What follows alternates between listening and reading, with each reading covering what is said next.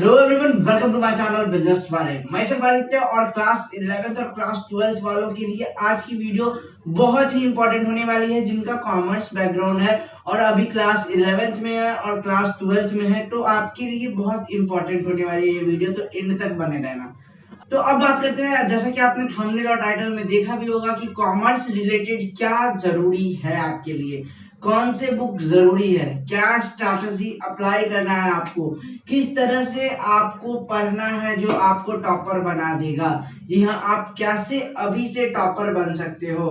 Class 11th में हो, आपके लिए बहुत अच्छा अपॉर्चुनिटी है। आप क्लास 12th में हो, आपको कुछ समझ नहीं आ रहा तो आपको एफर्ट थोड़ा ज्यादा लगाना पड़ेगा, क्योंकि आपने क्लास 11th अगर नहीं पढ़ा और क्लास 12th में आके आप पढ़ना चाह रहे हो तो आपके लिए भी थोड़ा सा एफर्ट लगाना पड़ेगा, पर बहुत ही इफेक्टिव वर्ड मैं बोलने वाला हूं। तो प्लीज सब बातों को अच्छे से सुनो, हर एक पॉइंट को मैंने यहाँ पे लिख रखा है कि क्या मैं आपको बताने वाला हूं, तो प्लीज हर एक पॉइंट को समझना, ठीक है। अब बात करते हैं, सबसे बड़ी बात है कि आपने क्या चूज किया है, स्ट्रीम अपना सिलेक्ट किया है कॉमर्स, ठीक है।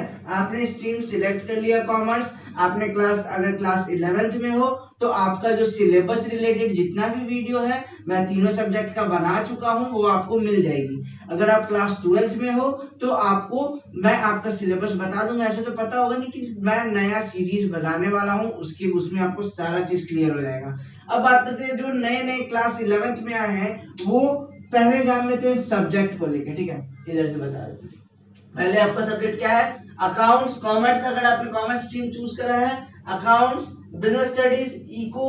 और अगर आपने मैथ्स में बहुत ज्यादा इंटरेस्ट है, आपने अपने मैथ्स में बहुत ज्यादा इंटरेस्ट रखा हुआ है, तो आप एक्स्ट्रा में मैथ्स ले लिए। तो आपका ये 4 सब्जेक्ट होता है। अगर आपने मैथ्स नहीं लिया, मैथ्स लेना कोई कंपलसरी नहीं होता है, तो आप ये तीनों सब्जेक्ट में भी आप मेन है आपका, ठीक है। इंग्लिश हिंदी तो अलग चीज है, लेकिन ये 3 सब्जेक्ट जो है वो मेन है। जैसे पीसीएम में फिजिक्स केमिस्ट्री मैथ, उसी तरह यहाँ पे क्या है, एबीई, ठीक है, अकाउंट्स, बिजनेस स्टडीज और इको, ठीक है। तो अब हम लोग बात करते हैं कि किस तरह के बुक को हमको यूज करना चाहिए, कौन से बुक हमारे लिए अच्छा होना चाहिए, कौन सा एडिशन का बुक हमें यूज करना चाहिए, दूसरा पॉइंट। तीसरा पॉइंट कि क्या अभी के टाइम में, भैया अभी के टाइम में तो स्कूल जाना नहीं है, तो सब ऑनलाइन हो रहा है, तो बुक भी ऑनलाइन, क्या ऑनलाइन लेके पढ़ ले, ऑनलाइन पीडीएफ कहीं से जुगाड़ करके पढ़ ले, या ऑनलाइन पढ़ने सही है ऑनलाइन बुक पीडीएफ करके पढ़ना। तो मैं आपको ये सारे पॉइंट क्लियर करता हूं। सबसे पहले बात बुक की बात करते हैं कि किस सब्जेक्ट में कौन सा बुक आपके लिए इंपॉर्टेंट है। सबसे पहले हम लोग आते हैं अकाउंट्स पे। तो अकाउंट्स का सबसे एनसीईआरटी तो सारे में मस्ट होना चाहिए, एनसीईआरटी आपका मस्ट है। तो एनसीईआरटी तो आप सबका देखोगे, ठीक है, तीनों का एनसीईआरटी, चारों का, ठीक है। अब बात करते हैं अकाउंट्स का बेस्ट जो बुक है वो डीके गोयल है और टीएस गिरेवाल है, ठीक है। डीके गोयल क्या है, तो एक बहुत ही अच्छा बुक है जिससे मैंने खुद पढ़ा है। डीके गोयल से मैंने खुद पढ़ा है और इसीलिए मैं आपको बता रहा हूँ कि बहुत बेस्ट बुक है। क्योंकि क्या होता है ना, अकाउंट सिर्फ थ्योरी नहीं होता है, सिर्फ थ्योरी इसमें नहीं होता है, इसमें प्रैक्टिकल बेस्ड क्वेश्चन ज्यादा होते हैं। और प्रैक्टिकल के लिए आपको क्या सॉल्व करना पड़ता है, एग्जाम्पल्स, ठीक है। एग्जाम्पल्स आपको ज्यादा सॉल्व करने पड़ते हैं और ज्यादा एग्जाम्पल्स आपको इन्हीं दोनों बुक में मिलेगी। एनसीईआरटी में तो एग्जाम्पल्स नहीं होते हैं, वो आप ये दोनों सॉल्व कर लो, ये दोनों अच्छे से क्लियर कर लो, उसके बाद फिर एनसीईआरटी देख लो, एकदम आराम से क्लियर हो जाएगा। बात करते हैं कि आपको बुक कौन सा परचेज करना है। तो आप क्या करो ना कि आप साइड बुक या रेफरेंस बुक जो है वो परचेज तो कर लो, बट एनसीईआरटी के लिए आप अपने फोन में ऐप डाउनलोड कर लो। एनसीईआरटी वाला एक छोटा सा ऐप आता है जिसमें 3 केचुआ जैसा बना रहता है, वही उसी को आप डाउनलोड कर लो और उससे आप अपना पीडीएफ डाउनलोड करके पढ़ सकते हो।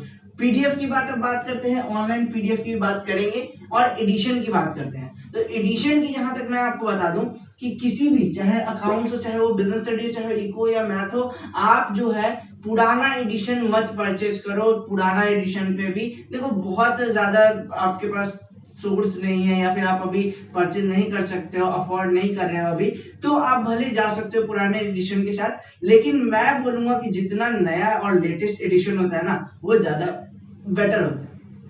जो वो ज्यादा बेटर होते हैं आपके लिए, ठीक है। अब लेटेस्ट एडिशन में क्या होता है कि कुछ कुछ चेंजेस जो होते हैं वो आपको पता चलता है कि हाँ इसमें ये चेंज हुआ है, आज के इस ईयर में ये चेंज हुआ है, इस ईयर में ये चेंज हुआ है। लेकिन पुराना वाला अगर बुक आप परचेज करते हो तो उसमें आपको पता नहीं चलेगा। बट अगर आप नहीं अफोर्ड कर पा रहे हो अभी, तो आप पुराने से भी काम चला सकते हो, उससे कोई दिक्कत नहीं है। बट मैं बोलूंगा कि आप ज्यादातर कोशिश करो कि आप जितना लेटेस्ट यूज कर सकते हो। अब बात करते हैं हमारा जो दूसरा नंबर है बिजनेस स्टडीज, जो कि मेरा खुद का चैप्टर, मेरा खुद का मतलब सब्जेक्ट है, जो मैं आपको पढ़ाता हूँ यहाँ पे भी, तो उसकी वीडियोस तो आ ही रही है। साथ साथ यहाँ पे मैं बता दूं कि बिजनेस स्टडीज के लिए एनसीईआरटी तो पहले तो आपको पढ़ना ही है, साथ साथ पूनम गांधी का बुक, पूनम गांधी का बुक बहुत बेस्ट है इसमें, क्योंकि बहुत अच्छे से और इजी वे में एक्सप्लेन किया हुआ है। देखो सबसे मेन मैटर पता है क्या करता है कि एक्सप्लेनेशन बहुत इजी रहे, जिससे आपको खुद का नोट्स बनाने में हेल्प हो। उससे याद आया, यहाँ पे 5th पॉइंट हम लिख देते हैं नोट्स, ये इस पे भी हम लोग डिस्कस करने वाले हैं, ठीक है। अब बात करते हैं हमारा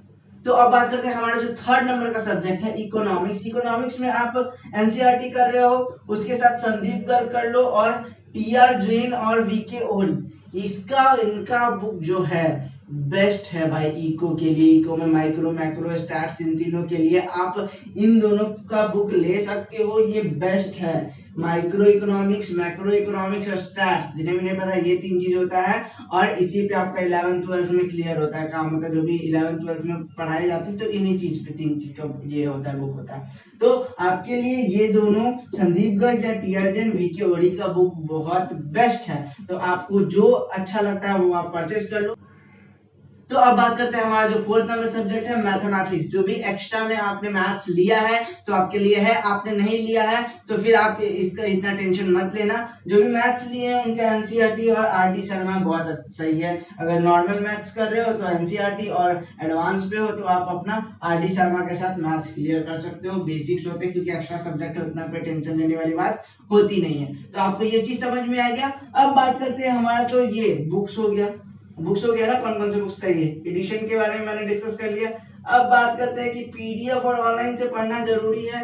तो मैं तो यही कहूंगा कि आप ऑनलाइन बुक मत लो, आप जो है बुक जो है ऑफलाइन लिया करो, क्योंकि जो बुक हाथ में लेके पढ़ने में मजा आता है ना, वो तुम ऑनलाइन में कैच नहीं कर पाते हो, ठीक है। आप ऑनलाइन में एनसीईआरटी डाउनलोड कर लो, वहां से एनसीईआरटी का देख लेना। बट कि आपको ऐसा लगता है कि आप जो है ऑनलाइन में ज्यादा बढ़िया से क्लियर कर लोगे कि बुक से डायरेक्ट बुक अगर हाथ में तब क्लियर करोगे, वो आप खुद समझ सकते हो। तो आप मेरे अकॉर्डिंग तो आपके लिए बेस्ट है कि आप बुक परचेज कर लो, आप ऑर्डर कर लो, ऑनलाइन ऑर्डर बहुत सारे अमेजोन फ्लिपकार्ट से भी ऑर्डर हो जाते हैं। तो जो भी बुक अगर होते हैं अवेलेबल तो आप वहां से ऑर्डर कर लो। बाकी मैं ट्राई करूंगा, अगर वैसा रहेगा तो मैं आपको लाकर दे दूंगा कि आप यहाँ से परचेज कर सकते हो। अब बात करते हैं हम लोग नोट्स की। तो नोट्स में क्या प्रॉब्लम होता है कि आप अपना नोट्स नहीं बनाते हो। जी हाँ, आप जो है सेल्फ में नोट्स जो है ना वो नहीं क्लियर करते, और जिसके वजह से आपको बहुत सारे प्रॉब्लम्स फेस करनी पड़ती है। तो सबसे पहली बात मैं ये बताऊंगा कि आपको नोट्स प्रोवाइड करवा दिया जाता है, सबको ही आपको नोट्स प्रोवाइड करवा दिया जाएगा, चाहे आप बिजनेस स्टडीज करो, अकाउंट्स पढ़ो या फिर आप इको पढ़ो, सबके नोट्स आप टीचर लोग देते हैं। अब उनकी वीडियोस और उनके नोट्स से अपना नोट्स बनाओगे ना तो वो आपके लिए बेस्ट होता है, ठीक है। तो ट्राई करो कि अपना नोट्स बनाओ, खुद के नोट्स बनाओ। खुद के नोट्स बनाने के लिए आप पढ़ रहे हो, आप उसके बाद उस स्ट्रैटेजी को फॉलो करो और एकदम बढ़िया सा नोट्स बना लो, एकदम किसी बात का टेंशन नहीं। एकदम इस तरह से अगर तुम वर्क करते हो कि प्रॉपर अपना जितना भी, देखो पहले तो क्या किया कि अकाउंट्स खोले, ठीक है, अकाउंट्स का एग्जांपल ले लेते हैं, अकाउंट्स का बुक खोले। अब अकाउंट्स का बुक खोलने के बाद तो क्या किया कि अकाउंट्स पूरे अच्छे से पढ़ लिए, और अकाउंट्स पढ़ने का एक चैप्टर स्टार्ट किया, एक चैप्टर अच्छे से पढ़ लिए, एक चैप्टर का वीडियो देख लिए, बुक पढ़ लिए, आप उसका खुद का नोट्स बना लिए। अब आप बताओ कि आपको 95% लाने से कोई रोक सकता है? आप वो चैप्टर दूसरे बंदे को पढ़ा सकते हो, तो क्या दिक्कत है भाई? बुड़बक तो नहीं हो, अच्छे ही बच्चे हो। तो आप ऐसे ही करना नॉर्मल, कि इतना इस तरह से पढ़ना कि आप टॉप कर सको, बेस्ट निकाल सको। आपके पास बहुत टाइम है अभी। अगर क्लास 11th में हो तो अपना 11th स्किप मत करो, और क्लास 12th में हो और 11th हल्का स्किप हो चुका है तो उसको मेंटेन करने के लिए थोड़ा प्रीवियस भी रिवाइज करते रहो, पिछले साल का भी सारा रिवाइज करते रहो। और इस रिवीजन के लिए भी वीडियोस हैं, सिलेबस है, वीडियोस और भी आ रही हैं, तो टेंशन बिल्कुल मत लो। अब मिलते हैं नेक्स्ट वीडियो में, तब तक के लिए अपना ध्यान रखो।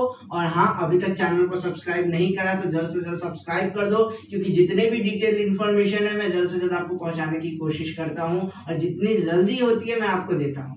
और अपडेट्स भी, जो भी आपके related, education related proper updates होती है वो भी मैं आपको पहुंचा देता हूं। तो इन दोनों चीजों के लिए चैनल को सब्सक्राइब कर दो, और जितने फ्रेंड्स सर्कल है सबको ये वीडियो शेयर कर दो।